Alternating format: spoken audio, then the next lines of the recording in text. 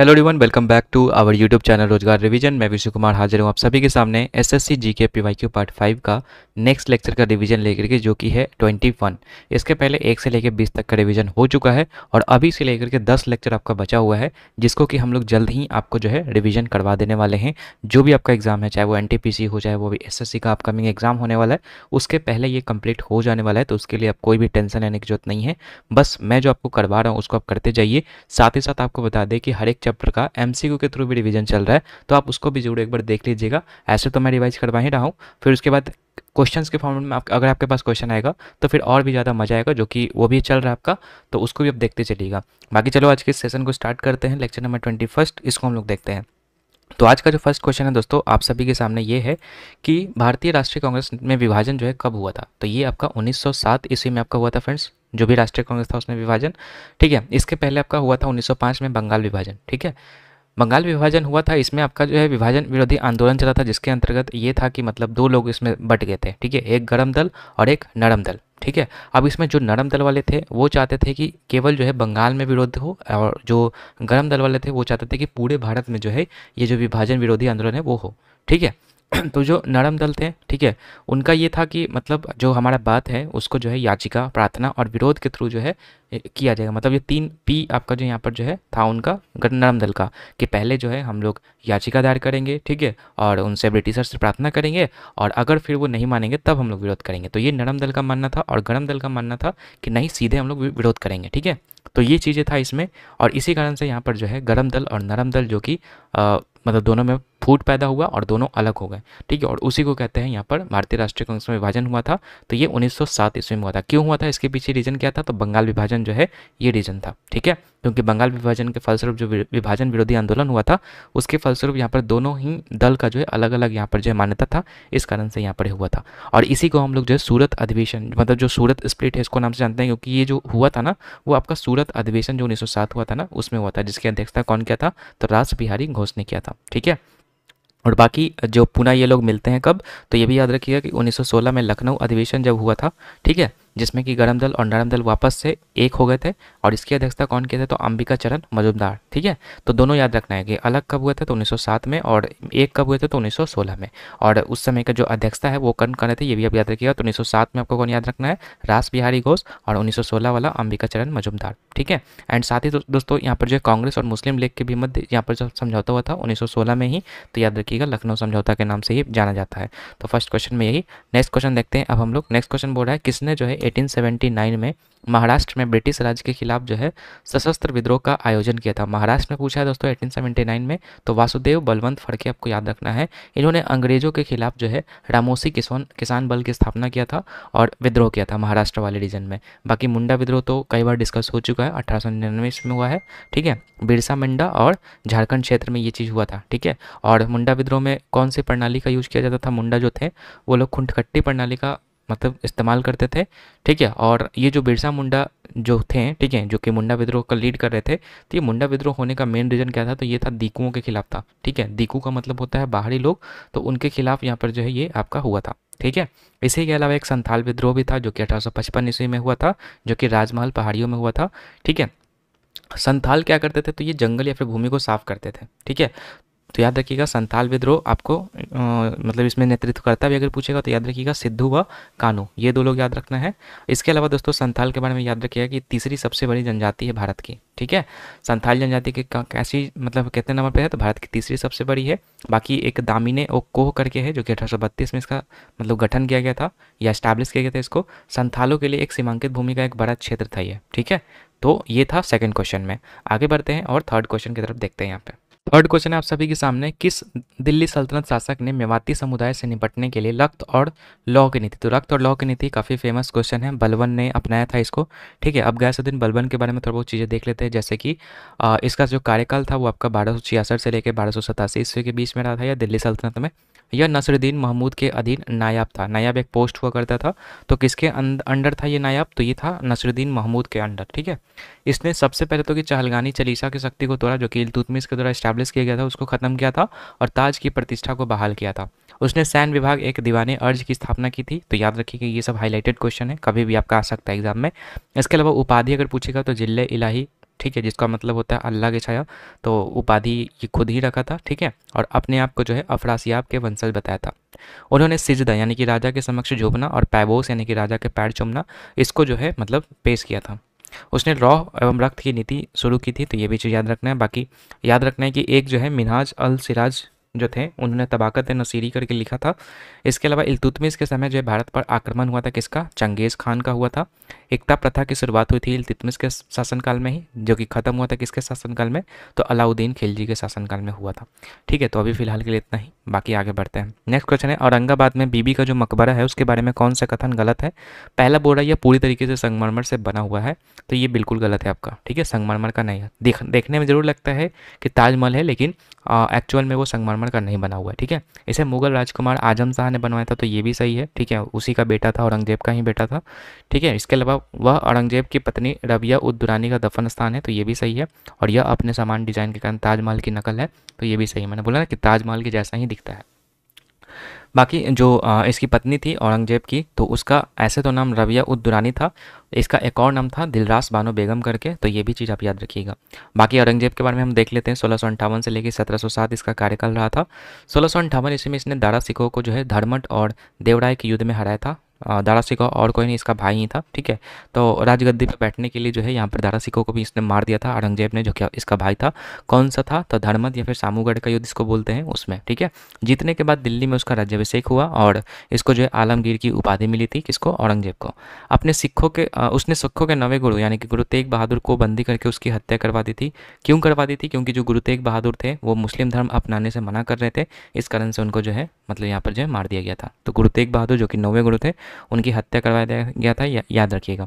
इसके अलावा शासन के पहले जो है 23 वर्षों के दौरान जो है औरंगजेब ने उत्तर भारत पर ही शासन किया था। मतलब 1658 से लेकर के 81 तक का जो काल था, उसके दौरान औरंगजेब कहाँ पर था? तो उत्तर भारत वाले ही हिस्से में था। ठीक है, बाकी इसी बीच आपको याद रखना है कि शिवाजी और औरंगजेब के बीच में जो है यहाँ पर युद्ध भी होता है। ठीक है, शिवाजी आपको पता होगा सबसे शक्तिशाली मराठा राजा थे, तो ये औरंगजेब के दुश्मन थे, क्योंकि उस समय औरंगजेब के समय यही एक मतलब ऐसे थे जिससे कि उनका डर था। मतलब औरंगजेब को डर था कि शिवाजी को अगर हम नहीं हटाएंगे रास्ते से, तो आगे चल करके ये हमको दिक्कत क्रिएट कर सकता है। तो इसलिए यहाँ पर दोनों में जो है लड़ाई हुआ था। तो उसके लिए एक यहाँ पर जो है छल कपट किया जाता है। औरंगजेब जो कि उसके तरफ था, आमेर का जो जयसिंह राजा था, उसने दोनों ने मिलकर के षड्यंत्र रचा। ठीक है, और शिवाजी को औरंगजेब के दरबार का दौरा किया और उन्हें कैद कर लिया, लेकिन 1674 में भागने में असफल रहे। मतलब जैसे ही वो पहुंचे औरंगजेब, ठीक मतलब शिवाजी औरंगजेब के दरबार में, तो छल कपट से उसको क्या कर लिया गया? उसको बंदी बना दिया गया, लेकिन फिर बाद में 1674 में भागने में मतलब सफल हो गए।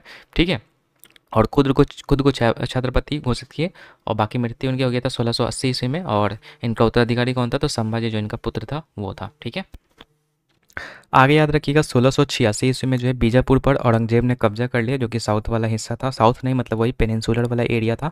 तो बीजापुर पर भी इसने औरंगजेब ने कब्जा कर लिया था 1686 ईस्वी में। और 1687 ईस्वी की बात करेंगे तो गोलकोंडा पर भी कब्जा कर लिया था। ठीक है, इसके अलावा बात करेंगे यहाँ पर इसने एक मुतासिब करके एक जो है धार्मिक अधिकारी को भी नियुक्त किया था। ठीक है, जो कि धार्मिक मामलों को देखता था। इसके अलावा फतवा ए आलमगीर, जो कि मतलब उसमें मुस्लिम कानून वगैरह ये सब लिखा हुआ था, तो वो भी चीज़ यहाँ पर जो है लिखा गया था, किसके द्वारा? तो वही औरंगजेब का द्वारा। इसके अलावा जजिया जो कर था, जो कि गैर मुसलमानों पे लगता था, तो उसको शुरू किया था ये। ठीक है, हिंदू मनसबदारों ने अपना उच्च अनुपात बनाए रखा इसके शासनकाल में।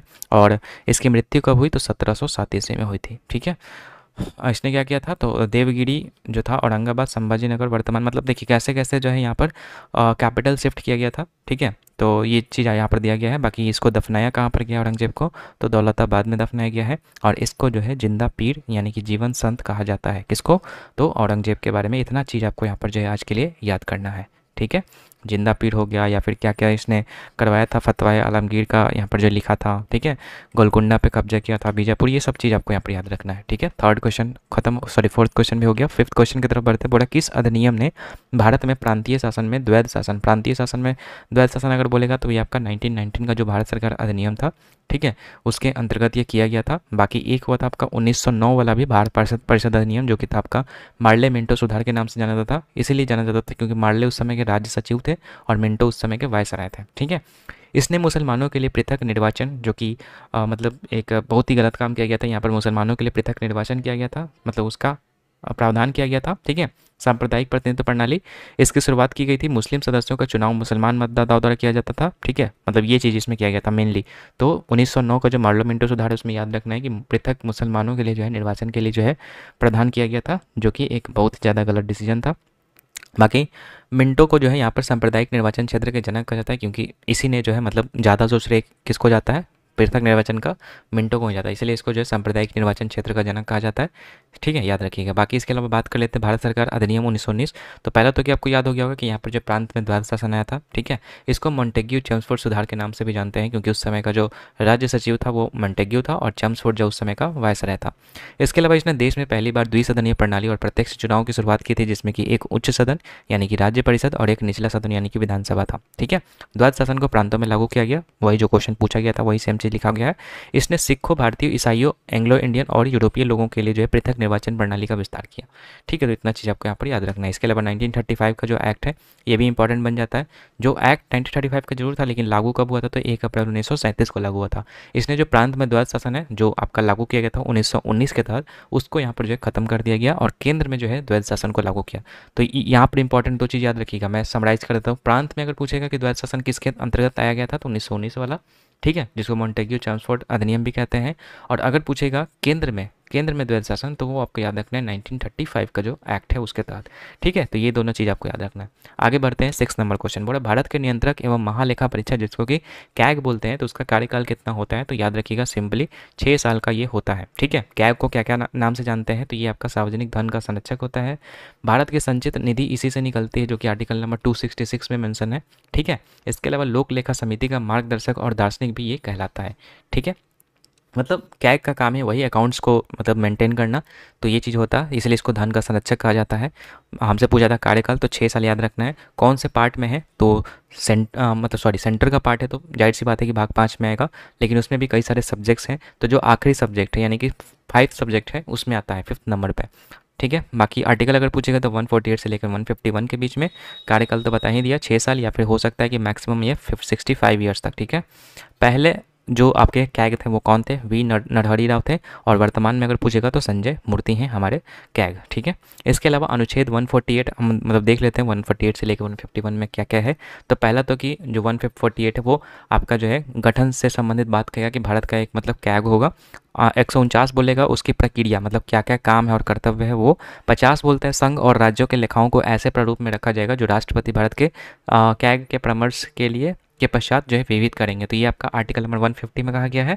आगे 151 नंबर आर्टिकल बोलता है आपका लेखा परीक्षा प्रतिवेदन से संबंधित है, यानी कि जो ऑडिट का रिपोर्ट है वो राष्ट्रपति को जारी किया जाएगा, ये आर्टिकल नंबर 151 कहता है। फिर ये जो राष्ट्रपति है ना वो पार्लियामेंट में जाकर के लगाता है, ठीक है। तो ये सब चीज़ें आपको याद रखनी है। 148 से लेकर 151 तक के आर्टिकल जो है कैग से रिलेटेड है, ठीक है। नेक्स्ट है राष्ट्रीय आपातकाल के दौरान जो है लोकसभा का कार्यकाल कितने दिनों के लिए जो है बढ़ाया जा सकता है, तो एक बार में 1 साल तक बढ़ाया जा सकता है जो भी लोकसभा का कार्यकाल है। ऐसे तो आपको पता होगा ही 5 साल का कार्यकाल होता है, लेकिन इन इमरजेंसी नेशनल इमरजेंसी के सिचुएशन में जो है इसको जो है बढ़ाया जा सकता है, ठीक है, याद रखिएगा। बाकी अगर बात करेंगे यहाँ पर तो पार्ट नंबर 18 में जो है आपका इमरजेंसी से रिलेटेड प्रावधान है, जो कि आपका आर्टिकल नंबर 352 से लेकर के 360 को डील करता है। अब ये इमरजेंसी कितने टाइप के होते हैं, तो 3 टाइप के होते हैं, राष्ट्रीय आपात, राज्य आपात जिसको कि राष्ट्रपति शासन भी कहते हैं, और तीसरा होता है वित्तीय आपात। तो राष्ट्रीय आपात का जो आर्टिकल है वो आपका 352 होता है। एंड अगर हम बात करेंगे राष्ट्रीय आपात किन किन सिचुएशंस में लग सकता है, तो पहला वॉर के सिचुएशन, युद्ध के सिचुएशन में, कोई बाह्य आक्रमण हो गया है उस केस में लग सकता है, या तो कोई आंतरिक विद्रोह या फिर अशांति, जिसको कि अब ये वर्ड नहीं है, अब इसका जगह पर सशस्त्र विद्रोह रख दिया गया है कि अगर सशस्त्र विद्रोह जो कि 44th अमेंडमेंट से ये चीज़ किया गया है, तो या तो युद्ध के सिचुएशन में मतलब बाह्य आक्रमण हो गया है या तो सशस्त्र विद्रोह हो गया है, तो इन सब केस पे जो है आपका राष्ट्रीय आपात लग सकता है, जो कि 352 में इसका प्रावधान है।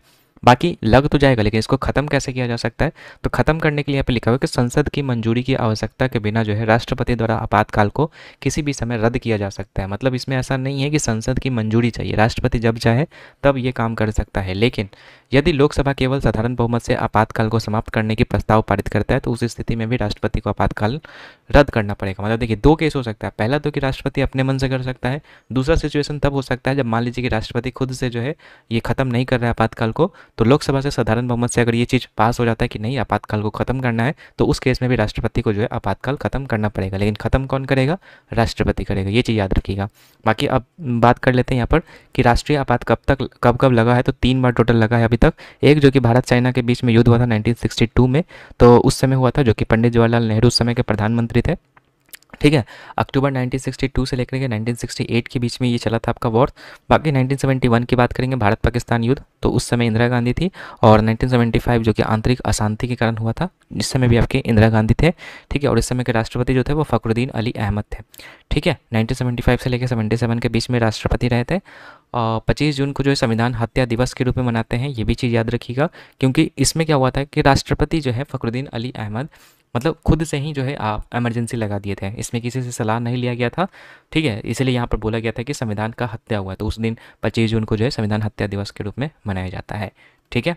बाकी कुछ और आर्टिकल्स है, जैसे आर्टिकल नंबर 83 अगर पूछेगा तो याद रखना है सदन, जो संसद है ना उसके सदनों की अवधि, जैसे कि अगर लोकसभा का पूछेगा तो लोकसभा का 5 साल होता है, और राज्यसभा का पूछेगा तो राज्यसभा का आपको पता ही है कि इसका कोई ऐसा फिक्स डेट मतलब टाइम नहीं होता है कि मतलब ये होता है, मतलब उसके सदस्यों का कार्यकाल पूछ सकता है तो वो 6 साल आपको लगाना है। लेकिन अगर पूछेगा राज्यसभा का कार्यकाल तो वो आपको बताना है कोई कार्यकाल नहीं होता, क्योंकि राज्यसभा कभी भंग नहीं होता है, क्योंकि हर 2 वर्ष पे जो है क्या होता है 1/3 जो सदस्य होते हैं वो सेवानिवृत्त यानी कि रिटायर्ड होते हैं, तो राज्यसभा का भी भंग नहीं होता है। लेकिन अगर पूछेगा राज्यसभा के सदस्यों का कार्यकाल तो आपको 6 साल लगाना होगा, और लोकसभा का 5 साल, क्योंकि ये भंग हो सकता है। बाकी इसके अलावा याद रखिएगा लोकसभा की अवधि को एक समय में 1 वर्ष के लिए बढ़ाया जा सकता है, वही हमसे क्वेश्चन था राष्ट्रीय आपातकाल में। आगे बढ़ते हैं हम लोग, 84 नंबर आर्टिकल क्या बोलता है, ये तो हम लोग हो गया 83 आर्टिकल में। 84 अगर पूछेगा तो ये आपका होता है योग्यता से संबंधित, कि संसद का अगर आपको सदस्य बनना है तो उसके लिए क्या योग्यता है, तो सबसे पहला चीज़ तो कि भारत का नागरिक आपको होना होगा। राज्यसभा के लिए 30 वर्ष होता है और लोकसभा के लिए 25 वर्ष। और भी काफ़ी सारे हैं, जैसे कि दिवालिया नहीं होना चाहिए, आप सरकारी पद पे ना हो, ये सब तो कॉमन होता है सब में, तो ये चीज़ आपको यहाँ पे याद रखना है। अब आते हैं 8 नंबर क्वेश्चन, बोला मानसून से संबंधित गलत कथन पहचानना है।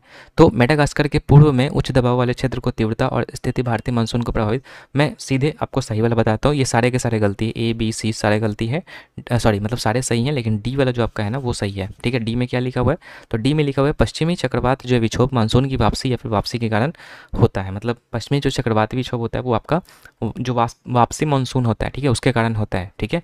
मानसून की शुरुआत की अगर हम बात करेंगे, सॉरी हाँ ये गलत है आपका, ठीक है, ये गलत है, बाकी ये तीनों सही है, ठीक है।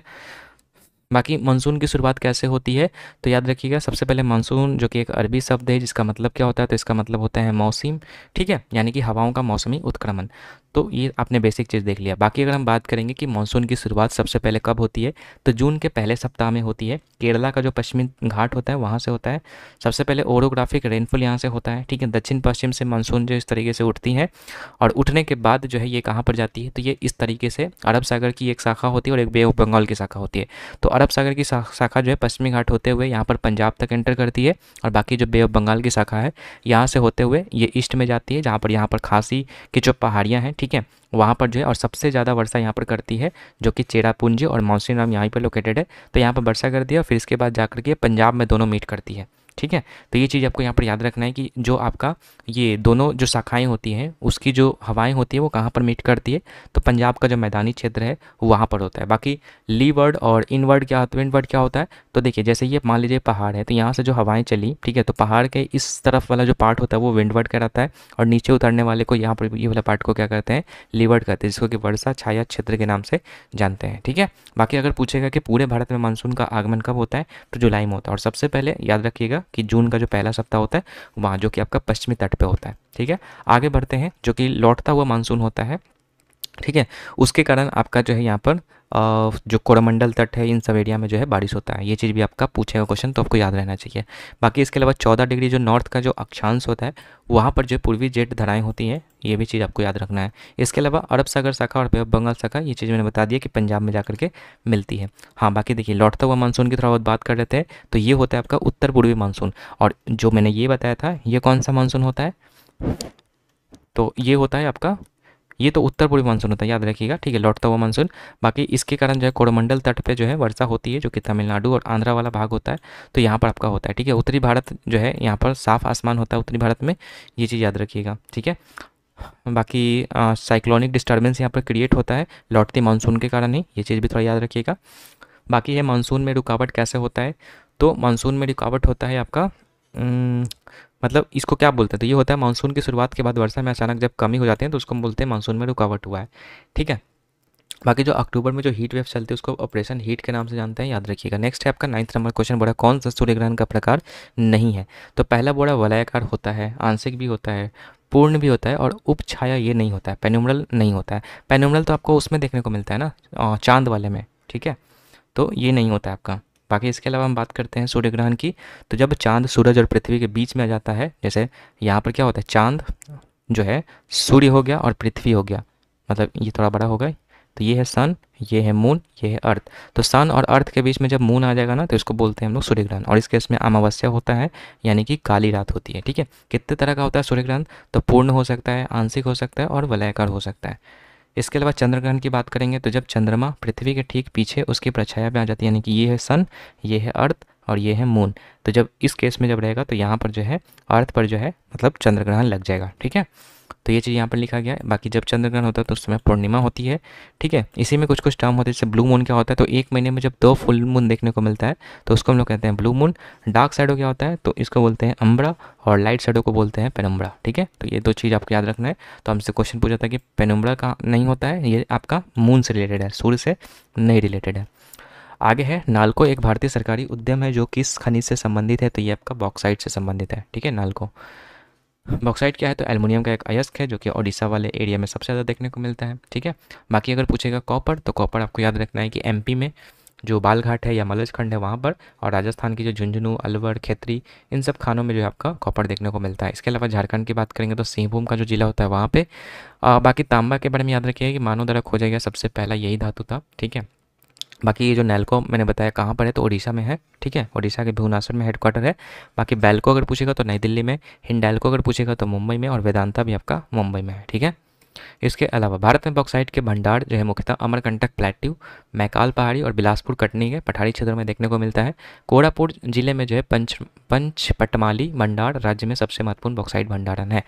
ठीक है, मतलब ये बोल रहा है कि भंडारण कहाँ कहाँ पर है, तो सबसे ज़्यादा ओडिशा आपको यहाँ पर याद रखना है। ठीक है, बाकी आगे है प्राणी जगत में सबसे बड़ा संघ की पहचान करें, तो सबसे बड़ा संघ जो आपका ऑर्थोपोडा होता है। बाकी ये चीज़ ऑलरेडी हम लोग देख चुके हैं कि किस तरीके से जो है आपका ये डिवीज़न होता है यहाँ पे, मतलब किस तरीके से जो है, तो सबसे ऊपर किंगडम होता है, उसके बाद फाइलम होता है, उसके बाद क्लास होता है, उसके बाद ऑर्डर होता है, उसके बाद फैमिली, जेनस और स्पीसीज। इसको ऐसे याद कर सकते हैं, some girls of our class play kabaddi. तो एस से स्पीसीज, जी से जेनस, ऑफ से में एफ से फैमिली हो जाएगा, और आवर से ऑर्डर, क्लास से क्लास, प्ले से फाइलम। ठीक है, और कबड्डी से किंगडम। ठीक है, ये सब चीज़ें होती हैं। इसके अलावा दो और चीज़ें यहाँ पर याद रखिएगा, एक जर्म लेयर होता है। ठीक है, जर्म लेयर दो तरह का होता है, एक होता है डिप्लोब्लास्टिक और एक होता है ट्रिप्लोब्लास्टिक। तो डिप्लोब्लास्टिक में आपकी दो चीज़ें देखने को मिलती हैं। पहला चीज़ आपका होता है ये जो बीच में होता है, ये एंडोडर्म होता है। ठीक है, और एक होता है ये यहाँ पर ये चीज़ होता है जो कि होता है मेसोगिलिया। ठीक है, और एक होता है एक्टोडर्म। ठीक है, और ट्रिप्लोब्लास्टिक में क्या देखने को मिलता है, तो इसमें एक एक्स्ट्रा लेयर देखने को मिलता है जो आपका जो मेसोगिलिया, सॉरी क्या बोलते हैं इसको, हाँ मेसोग्लिया जो होता है ना, इसमें एक और चीज़ यहाँ पर एक्स्ट्रा ऐड हो जाती है, इस कारण से ये ट्रिप्लोब्लास्टिक हो जाता है। तो सेम चीज़ें तीनों में देखने को मिलती है। पहला तो कि मतलब दोनों में मिलता है मेसोडर्म, जो कि ये जो पिंक वाला जो पार्ट है ये होता है। ठीक है, एंडोडर्म जो कि ये वाला पार्ट होता है, तो इसमें भी एंडोडर्म होता है, और बाहरी वाला जो पार्ट होता है उसको एक्टोडर्म कहते हैं। तो ये जर्म लेयर कहलाता है। ठीक है, तो दो तरह का होता है, डिप्लोब्लास्टिक और ट्रिप्लोब्लास्टिक।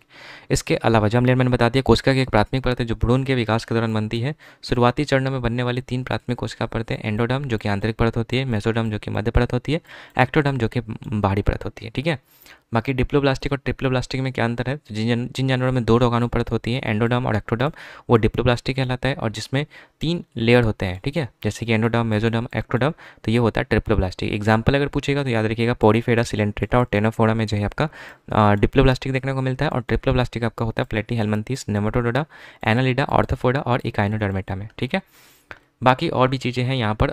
ये सब ऑर्थोपोडा में क्या होता है, तो पैर इसमें जुड़े हुए होते हैं, जंतु जगत का सबसे बड़ा समूह होता है, द्विपक्षीय सममित जानवर होता है, मतलब बाइलेटरल होता है, मतलब बीच से अगर काटिएगा तो बराबर बड़ा भागों में ये बढ़ जाएगा। इसके अलावा खुला परिसंचरण तंत्र काफ़ी इंपॉर्टेंट है, इसमें सीलोम देखने को मिलता है। ठीक है, इसके अलावा सिलोमिक कैविटी जो है इसमें रक्त से भरा हुआ होता है, मुक्त जीवन होता है इसमें। ठीक है, गलफड़ों के माध्यम से श्वसन होता है, एंड मैल्पिगियन नलिकाओं के माध्यम से उत्सर्जन होता है। ये सब चीज़ें इसमें याद करनी है, ठीक है। कौन कौन से कीट इसमें आते हैं, तो मच्छर, सिल्वर फिश, क्रैफिश, केकड़ा, ये सब आपका जो आता है किसमें, ऑर्थोपोडा में। इसके अलावा याद रखिएगा इंसेक्टा सबसे बड़ा वर्ग है, इसमें ट्रिप्लोब्लास्टिक होते हैं, आहार नाल पूर्ण होता है, मुंह और गुदा इसमें देखने को मिलता है, सिरों के विपरीत स्थित होता है। मुंह और जो गुदा होते हैं ना, सिरों के विपरीत होते हैं, और ये स्थलीय भी हो सकते हैं और जलीय भी हो सकते हैं। तो ऑर्थोपोडा के बारे में याद रखिएगा। बाकी ऑर्थोपोडा के बाद जो सेकंड जो यहाँ पर लार्जेस्ट यहाँ पर जो है मतलब समूह है वो है मोलस्का, ठीक है, जिसमें कि घेगा, ऑक्टोपस, पीला स्लग, स्क्विड ये सब आता है। इसमें भी आपको द्विपक्षीय सममिति देखने को मिलता है, दोनों देखने को मिलता है इसमें। थोड़ा विभाजन इसमें होता है, सेगमेंटेशन होता है, गति के लिए पैर होते हैं, खुला परिसंचरण तंत्र इसमें भी मिलता है, नीले रंग का इसमें जो है रक्त होता है, ठीक है। उत्सर्जन के लिए गुद्दे जैसे अंग उपस्थित होते हैं। एंड इसके अलावा बात करेंगे गलफड़ों से श्वसन होती है, एक लिंगी जीव होते हैं, अधिकतर जलीय, समुद्री, कुछ मीठे पानी होते हैं, ठीक है। इसके अलावा एग्जाम्पल याद रखिएगा, एनलिडा जो है इसके अंतर्गत जो भी है जैसे केंचुआ, जोंक, नेरिस, ये सब आपका जो है इसके एग्जाम्पल है मोलस्का के। आगे बढ़ते हैं, 12th नंबर क्वेश्चन है यहाँ पे। 12th नंबर क्वेश्चन है, कौन सा सीधी श्रृंखला वाले एल्काइल कार्बोक्सिलिक अम्ल है जिसका रासायनिक सूत्र CH3 CH2 CH2 CO2H है। सबसे पहले तो कार्बन का नंबर आप देख लीजिए क्या है, तो 1 2 3 और 4। 4 से आपको पता चलेगा कि ब्यूट रहेगा, तो आप ऐसे ही ऑप्शन से एलिमिनेट कर सकते हैं ब्यूट, ठीक है। तो ब्यूट्रिक अम्ल यहाँ पर जो करेक्ट आंसर हो जाएगा। बाकी इसके अलावा OH जिसमें लगा रहेगा तो वो अल्कोहल ग्रुप का है, COOH रहेगा वो एल्डिहाइड का है, COO रहेगा तो कीटोन का है, एक O पे डबल बॉन्ड रहेगा, एक O पे सिंगल बॉन्ड रहेगा, मतलब एक O मतलब डबल बॉन्ड से O जुड़ा रहेगा और एक में OH जुड़ा रहेगा, तो इसको बोलते हैं कार्बोक्सिलिक एसिड। ईस्टर होता है COOR, ठीक है, और ईथर होता है आपका सिर्फ OR। तो ये होता है। बाकी लास्ट में कैसे पता कीजिएगा कि कैसे है, तो इसका नामकरण ऐसे होता है जैसे अल्कोहल में ऑल लगा रहेगा, ठीक है। बाकी इथेनॉल जो होता है, ठीक है, मतलब जो एल्डिहाइड होगा उसमें अल लगा रहेगा, कीटोन में ओन लगा रहेगा, कार्बोक्सिलिक एसिड में OH लगा रहेगा और ईस्टर में OH लगा रहेगा, ठीक है। तो ये पहचानने का तरीका है, तो ये थोड़ा सा आपको नामकरण याद रखना है। इसके अलावा मनुष्य में प्रजनन किस प्रकार के निषेचन के माध्यम से होता है, तो आंतरिक निषेचन इसमें देखने को मिलता है, ठीक है। मनुष्य जो होता है सजीव प्रजक होते हैं, ठीक है, और पक्षी जो होते हैं वो अंड प्रजक यानी कि अंडे देते हैं। अंडा माँ के शरीर के बाहर विकसित होते हैं, ठीक है। इसके अलावा ओविविपोरस क्या होता है, अंडा सजीव प्रजक होते हैं, अंडे माँ के शरीर के अंदर विकसित होते हैं। ये चीज़ आपको है, मतलब जो अंदर विकसित होगा ना उसको ओविपोरस कहते हैं। इसके अलावा याद कीजिएगा किस तरीके से जाइगोट बनता है, तो ये भी पिछले लेक्चर में भी हम लोगों ने देखा था कि जब मेल गैमेट्स स्पर्म और महिला जो सेक्स कोशिका है ओवम जब दोनों मिलता है तो जाइगोट बनता है, जाइगोट फर्दर भ्रूण बनता है, भ्रूण से आपका जो है चाइल्ड बनता है, ठीक है। और ये सब आपका जो है मतलब कैसे होता है, तो थोड़ा सा याद रखिएगा। यहाँ पर जो है जो स्त्रियों में गर्भाशय ग्रीवा होता है ना, सर्विक्स, तो वहाँ पर जो ह्यूमन पेपिलोमा वायरस होता है जिसके कारण से यौन संचालित संक्रमण होता है जो कि आपका सर्वाइकल कैंसर का कारण बनता है, ठीक है। इसके अलावा पुरुष प्रजनन तंत्र थोड़ा सा याद रखिएगा, कुछ इस तरीके से होता है। यहाँ पे मूत्रवाहिनी होता है, शुक्रवाहक होता है, ठीक है, जिसके मदद से जो है मतलब शुक्राणु जो है पहुँचता है। इसके अलावा यहाँ पर अंडकोश होता है जिसमें कि संग्रहण होता है शुक्राणु का। बाकी इसके अलावा और क्या क्या चीज़ें हैं, वृषण होता है, मूत्र मार्ग होता है, ठीक है, प्रोस्टेट ग्लैंड होता है, इसी से यही जो है उत्तेजित करता है किसको, शुक्राणु को बनाने के लिए, ठीक है, शुक्राशय जहाँ पर इकट्ठा होता है। तो ये सब चीज़ें हैं। बाकी फीमेल वाले में आप याद रखिएगा, बीजांडवाहिनी होता है, बीजांडकोश होता है, योनि होती है सबसे पहले, यहाँ पर गर्भाशय ग्रीवा होती है, ठीक है, यहाँ पर गर्भाशय होता है। बाकी इसके अलावा गर्भनाल या नाभि रज्जु क्या होता है, इसके जरिए माँ के पेट में पल रहे बच्चे को ऑक्सीजन और पोषक तत्व मिलता है। एक ट्यूब जैसी संरचना होती है जो गर्भावस्था के दौरान माँ और बच्चों के जोड़ती है। तो ये चीज़ें हैं यहाँ पर। 14th नंबर क्वेश्चन है, प्रकाश किरणें जो है आंख के सामने स्थित बाहरी पारदर्शी संरचना से होकर के आंख में प्रवेश करती है, जिसको क्या कहते हैं, तो प्रकाश जिसके माध्यम से पहुंचता है ना उस कॉर्निया कहलाता है, ठीक है। अब बाकी हम लोग पार्ट को देख लेते हैं। जैसे सबसे पहले कॉर्निया है, तो सबसे बाहरी भाग होता है ये कॉर्निया, प्रकाश के अपवर्तन का कारण बनता है। नेत्रदान में इसी का उपयोग किया जाता है, मतलब नेत्रदान होता है ना तो कॉर्निया को ही डोनेट किया जाता है। इसके अलावा चक्षुजल, ठीक है, जिसको कि हम कचाप द्रव कहते हैं, तो कॉर्निया का पोषण प्रदान करता है, आंखों का दबाव बनाए रखता है। आइरिस क्या होता है, तो ये गहरी मांसल संरचना होती है जो कि पुतली के आकार को नियंत्रित करता है और आंखों के रंग को भी निर्धारित करता है, जैसे ब्लू है, भूअर है, ब्राउन है, ठीक है। तो ये सब आपका जो है आइरिस ही डिसाइड करता है। इसके अलावा पुतली की बात करेंगे तो आंख में प्रवेश करने वाले प्रकाश की मात्रा को ये नियंत्रित करता है, कौन, पुतली। प्रकाश की मात्रा को कौन नियंत्रित करता है, पुतली। ये सब इंपॉर्टेंट है, ठीक है, याद कर लीजिएगा। लेंस की बात करेंगे तो प्रकाश किरण की रेटिना पर केंद्रित करता है, ठीक है। रेटिना क्या करता है, तो ये वह स्थान है जहाँ पर इमेज बनता है, ठीक है, जहाँ प्रकाशीय ऊर्जा को विद्युत ऊर्जा में परिवर्तित किया जाता है। और रॉड कोशिकाएं और शंकु कोशिकाएं इसी से कनेक्टेड होती हैं, जिसके थ्रू जो है मतलब मस्तिष्क तक जो है जो भी इमेज है वो पहुँचाया जाता है। इसके अलावा ब्लाइंड स्पॉट एक होता है जहाँ पर ऑप्टिक तंत्रिकाएं रेटिना से मिलती है, यहाँ पर कोई छवि नहीं बनती है। बाकी सिलियरी मांसपेशिया क्या होता है, जो कि लेंस को नियंत्रित करता है, तो ये चीज़ याद रखना है।